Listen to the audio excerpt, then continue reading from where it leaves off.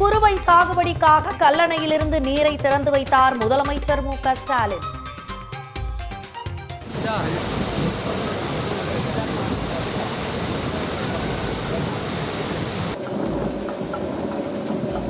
உரிய காலத்தில் தண்ணீர் திறக்கப்பட்டுள்ளதால் விவசாயிகள் மகிழ்ச்சி. தமிழ்நாடு முதலமைச்சர் முதல் முறையாக கல்லணையில் தண்ணி திறந்திருக்காரு. மிகப்பெரிய ஒரு மகிழ்ச்சியான ஒரு விஷயம். இந்த விஷயத்தில் குறுவை தொகுப்புக்கு கொடுக்க வேண்டிய தொகையெல்லாம் கொடுக்கணும். இந்த இன்சூரன்ஸு விவசாயிகளுக்கு இன்னும் பாதி பேர்த்து கொடுக்காமல் இருக்காங்க. முழுமையாக இன்சூரன்ஸை தமிழ்நாடு அரசாங்கம் வழங்க வேண்டும். தஞ்சை ரோட் ஷோவில் முதலமைச்சர் மு.க. ஸ்டாலினுக்கு உற்சாக வரவேற்பு.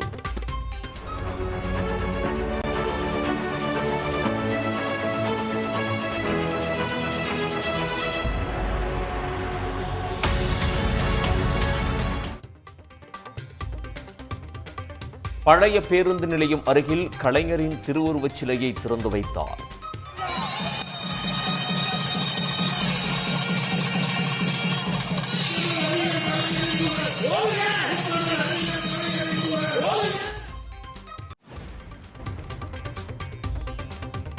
இந்தியா விரைவில் மூன்றாவது பெரிய பொருளாதார நாடாக மாறும் என பிரதமர் மோடி நம்பிக்கை.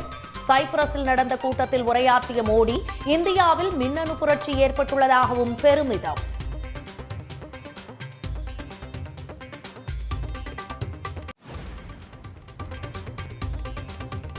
(2026) கூட்டணி ஆட்சியா என்பது குறித்து அதிமுக மற்றும் பாஜகவினரின் மாறுபட்ட கருத்துகள். எடப்பாடி பழனிசாமி முடிவெடுப்பார் என நயினார் நாகேந்திரன் பதில்.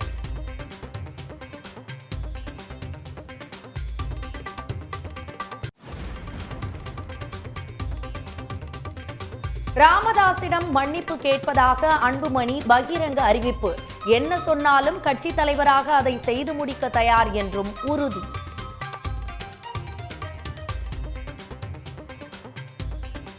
மருத்துவர் ஐயா அவர்கள் என் மீது ஏதாவது கோபம் இருந்தால் ஐயா அவர்களை தயவு செய்து என்னை மன்னித்துக் கொள்ளுங்கள்.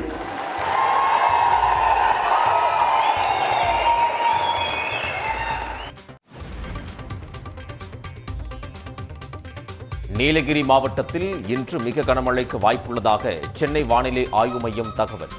கோவை, திருப்பூர், திண்டுக்கல், தேனி, தென்காசி மாவட்டங்களில் கனமழை பெய்யக்கூடும் என்றும் கணிப்பு.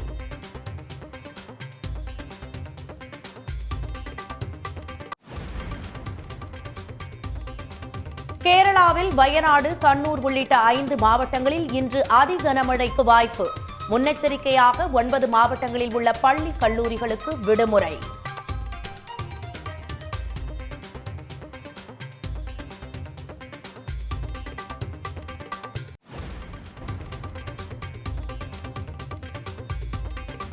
கமுதையில் 600 கிலோ ஆட்டுக்கறியுடன் விடிய விடிய நடந்த அசன அன்னதானம்.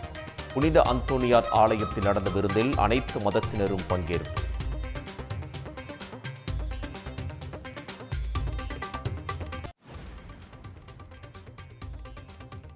புவனகிரியில் முன்னாள் பள்ளி தலைமை ஆசிரியைக்கு புதிய வீடு கட்டி கொடுத்த முன்னாள் மாணவர்கள்.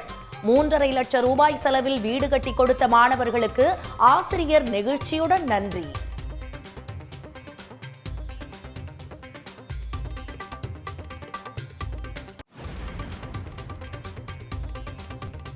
மத அமைப்புகளை அரசியலுக்காக பயன்படுத்தினால் நடவடிக்கை எடுக்கலாம் என ஹைகோர்ட் கிளை கருத்து. மதுரையில் அறுபடை வீடுகளின் மாதிரி அமைக்க கட்டுப்பாடுகளுடன் இந்து முன்னணிக்கு அனுமதி.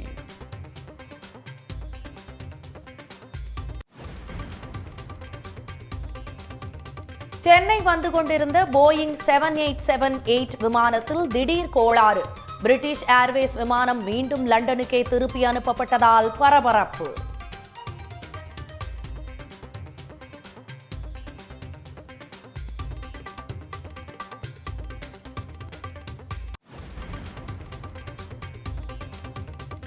காங்கிரஸ் மூத்த தலைவர் சோனியா காந்தி டெல்லி சர்கங்காரா மருத்துவமனையில் அனுமதி. வயிறு தொடர்பான பிரச்சினைக்கு சிகிச்சை அளிக்கப்படுவதாக தகவல்.